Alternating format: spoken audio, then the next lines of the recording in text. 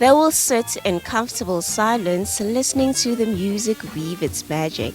Her father would tap his foot, eyes closed, lost in the memories the music evoked.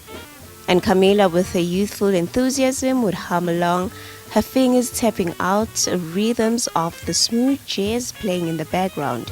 She is now a rising star in the London jazz scene, and it is all thanks to her father. I think it started back when my dad, my family are into music. They're not necessarily musicians. My dad loved jazz. He had a massive vinyl collection. He's passed away now, but that was the thing that he was adamant that I would get. It came in a beautiful red leather box and just all these gems. And we used to listen to jazz every Sunday. And that's how I learned about all these, mainly saxophone players actually, which is no surprise where I've become a saxophone player, but all these saxophone players that he loved, like Sonny Stitt, Sonny Tarrantine, Cannibal Adderley, who he loved. And then when I was 8, my friend of my mum's had a boyfriend that had left behind a saxophone, which nobody could get a sound out of. And me, as this little 8-year-old, tried this sax and got a sound. And from then I was hooked. I really wanted to play sax, but I had to wait until I was 11 when I started secondary school and I won a music competition and you could choose music lessons. So I was like, sax. And that was kind of it. And I think from that point, I've just been music mad. My parents were very hip. So, I say I was taken to 2 concerts at that time that really shaped me. So the first one, I remember being collected from school and we went over to see a band called Jazz Jamaica. Jazz Jamaica are under the umbrella of Tomorrow's Warriors, which grew from the Jazz Warriors. The Jazz Warriors was really important in the UK in the 80s because there was quite a lot of discrimination against black jazz musicians, as silly as that sounds, being a music of black origin. But the Jazz Warriors was this thing that was created. It created a collective, a community for black jazz musicians. And through that, as a offshoot of that, came Tomorrow's Warriors, which is what I joined when I was 11. So after the gig, I couldn't believe I had heard people play saxophone like that. 2 saxophone players stood out for me, Dennis Baptiste and Jason Yard, both amazing players. And through talking to them, I then started to join this Tomorrow's Warriors. Camilla George, a rising star in London's vibrant jazz scene, is a saxophonist whose talent and charisma has captivated audiences and critics alike. With a sound that blends the soulful textures of classic jazz with contemporary influence, she has carved a unique path, earning her a reputation as one of the most exciting young musicians on the scene. So when we talk about the UK jazz scene now, all those people really have come through the Warriors. Nabaya Garcia, Shabaka, Ezra Collective, Blue Lab Beats, who I'm on tour with, I did, it's endless, the list.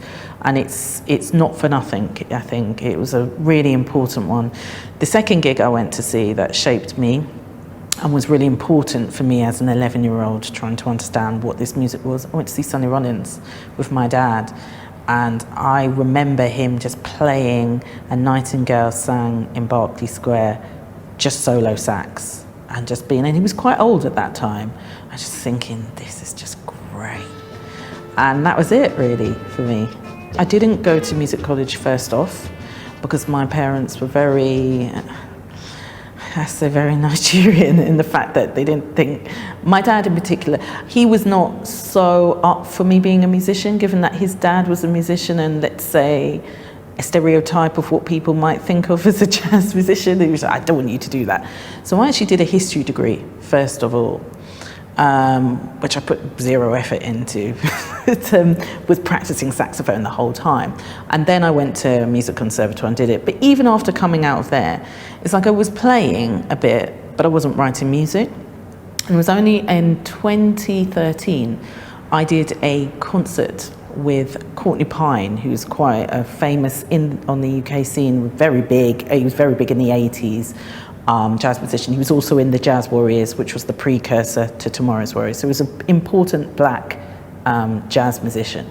He put together a group to just get all female musicians. It was called the Jazz Warriors.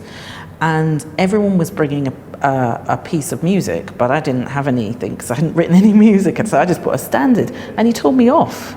And he said, you know, you need to be writing. You need to get yourself, you know, even if it's not good, you need to make sure that you know, keep writing. And that was it. That really inspired me. So 2014, the next year, I wrote music for my EP, and my band has been going since 2014, so it's 10 years old now. And it was that kick up the old, you know, as we would say in London, kick up the backside, that really got me into writing.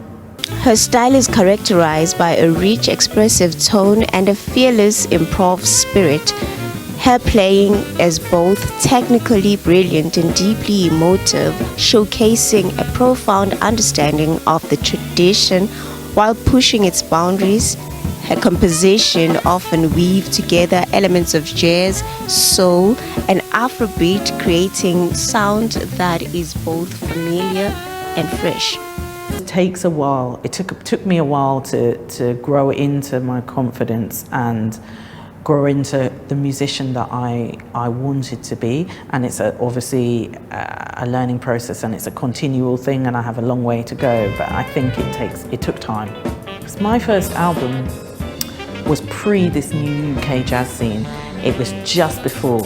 So I would say, like, you kind of Nabaya and that lot, they hit late 2017, late 18. Mine came out beginning of 2017, and it was an album that was about being a Nigerian.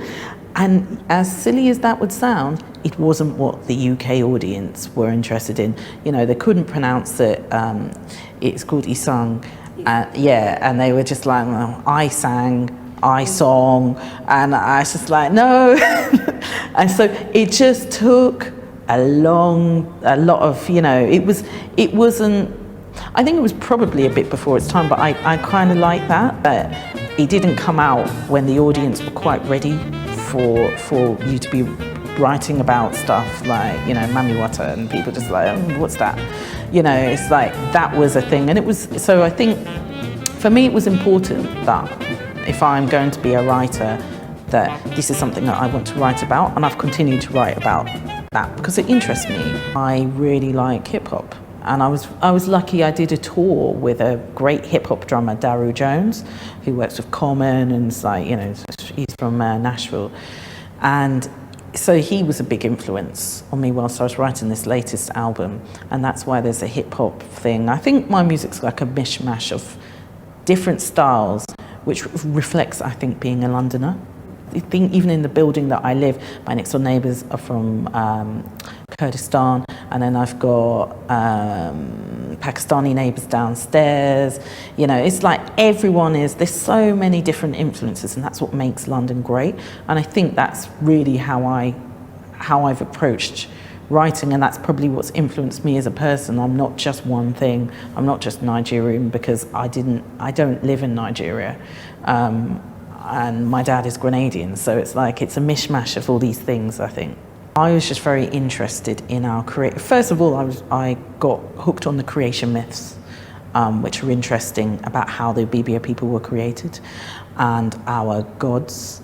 And then I delved further into it, and it was just a very interesting spate of research into what makes the Ibibio people special. And the thing that I came away with was this sense of community and togetherness.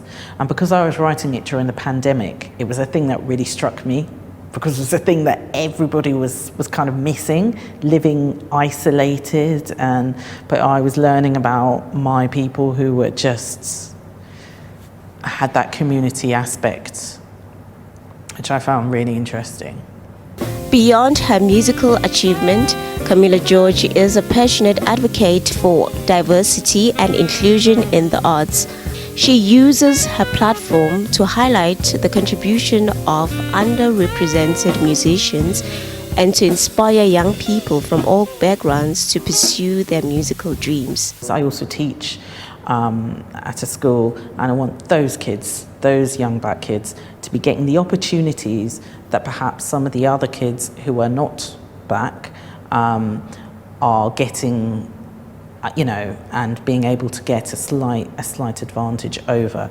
And I think if we level the playing field as to the point of access, i.e. they're getting instruments. And this is not to say that all black people are poor, because that's another stereotype that is trotted out in Europe as well. But just so that everyone is on the same, because you could have a white working class boy who could be coming from the same thing, and my thing is everybody should be getting those opportunities.